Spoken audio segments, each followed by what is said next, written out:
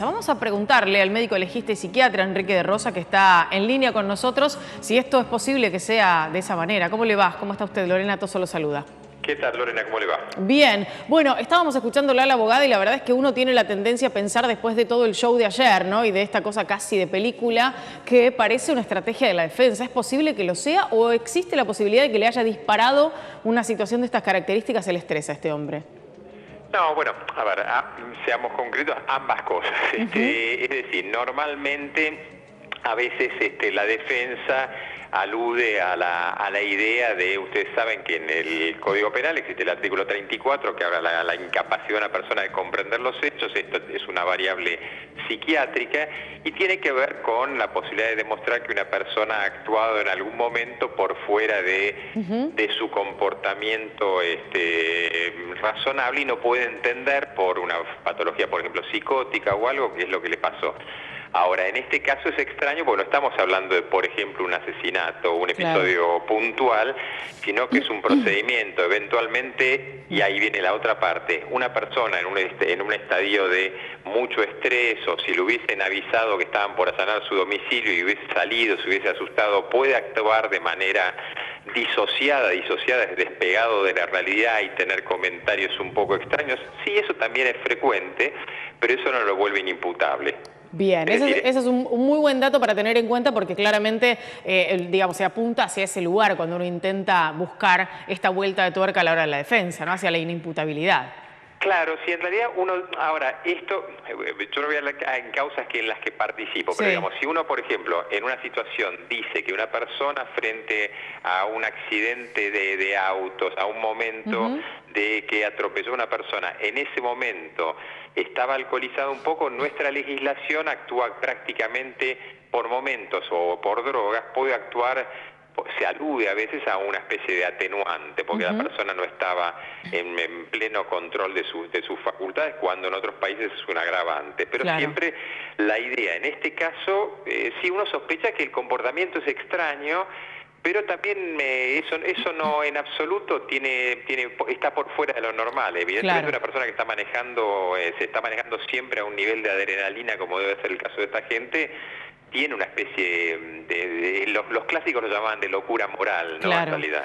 Ahí de Rosa, lo que hay que separar, me parece, y es importante decirlo para que quede claro del otro lado de la pantalla, es que una cuestión no quita la otra. Digo, independientemente de que, por ejemplo, supongamos, digo, esto es el terreno de las hipótesis porque no hay nada confirmado, que este hombre hubiera consumido algún tipo de sustancias, esto no quita el hecho de que sea investigado por la tenencia de un dinero que por ahora no puede justificar. Digo, son dos cosas bien separadas y por lo tanto habrá que ver cuál tiene, si la de las sustancias tiene alguna incidencia sobre su comportamiento, pero nada más. No, pero claro, por eso es interesante lo que usted está diciendo. En los delitos, en la parte criminológica hay un tema que tiene que ver con la temporalidad de los hechos. Si yo voy con un auto y atropello a una persona y previamente había consumido una sustancia, salí de una fiesta alcoholizado, es una la cuestión. Si vengo y cometo y en realidad una serie de homicidios de tipo serial, es decir, a ver, el personaje de Orlando del otro día hubo una temporalidad, actuó durante el lapso de 3 horas, con lo cual un rapto de emoción violenta, de episodio convulsivo, de episodio orgánico, es mucho más raro que un sujeto que el tirador de Belgrano, por ejemplo, que Marcenac, en el cual de golpe empieza a tirar. Entonces, en un caso uno podría sí aludir más a una falta de responsabilidad desde el punto de vista legal y por lo tanto médica, y en el otro ya no. Claro, claro. Es muy interesante porque digo, son varias las lecturas que uno puede hacer, porque además depende de cada una de las circunstancias, de cada uno de los personajes en cuestión. Lo que pasa es que aquí hay una cosa tan espectacular alrededor de todo lo que ha ocurrido con este hombre. Yo quiero preguntarle, porque parte de las declaraciones que surgieron en el inicio de la investigación y de lo que se pudo saber, digo, el testimonio de esta monjita, el testimonio del vecino y demás, hablaban de un hombre que parecía estar un poco loco, decía, ¿no? Esta monjita. Le quiero preguntar, no lo sabemos porque por supuesto no hay un examen toxicológico que haya trascendido, si es posible que el accionar de este hombre haya estado de alguna manera empujado por el consumo de alguna sustancia que lo haya puesto en una situación de paranoia.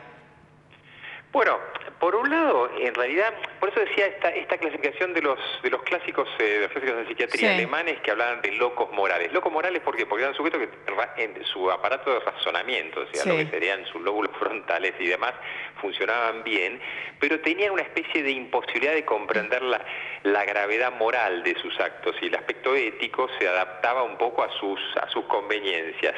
Hoy en la actualidad eso tiene el aditivo, por así decirle, del consumo de drogas. Es muy frecuente en ciertos círculos de que esta conducta psicopática, narcisista y demás, a su vez va acompañada de algo que lo estimula, porque convengamos que una persona que está manejándose constantemente de esta manera, si el delito efectivamente es real, el tema de sobreprecios, el tema de corrupción y demás, para soportar todo eso no solamente es necesaria una estructura de personalidad, sino que aparte es muy factible el consumo, porque hay una especie de sensación de ausencia de límites, ¿no? en esto. Y ese factor de ausencia de límites es lo que me permite de golpe hacer cosas que los demás tenemos frenos inhibitorios.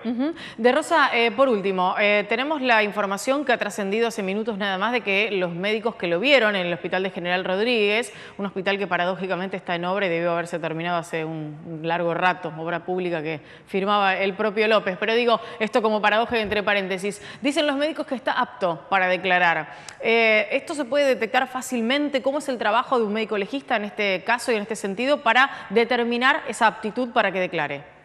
Bueno, lo primero, sí, es cierto, paradójico lo que usted dice, es cierto el tema de que esté en su mismo hospital que no inauguró, las razones extrañas del destino. No, lo primero que pregunta el magistrado a un perito es si está en condiciones de prestar declaración en juicio. Eso que significa si tiene las capacidades cognitivas, es decir, mentales, intelectuales y demás, de comprender las preguntas que le van a ser dirigidas, o si no está delirando y demás. A veces, si ahí vuelvo o cierro con su primera pregunta, parte de la estrategia de la defensa es tratar de dilatar este primer periodo de la aptitud para declarar en juicio para poder esbozar una estrategia. ¿Y cómo se determina eso? Simplemente en parte lo que se llama un examen mental mínimo, es decir, si tiene capacidad de juicio, si tiene capacidad de reflexión, si tiene capacidad de introspección, si está ubicado en tiempo, espacio y en conciencia de situación. Bien, muchísimas gracias, Enrique, por habernos dado estos minutos de conversación y por habernos aclarado algunos de los aspectos que parecían bastante extraños, lo seguirán siendo porque algunos de ellos todavía están ahí dando vueltas para que podamos entender este episodio literalmente de películas. Muchas gracias. Absolutamente, gracias a usted por llamarme, que tenga un buen día. Hasta luego.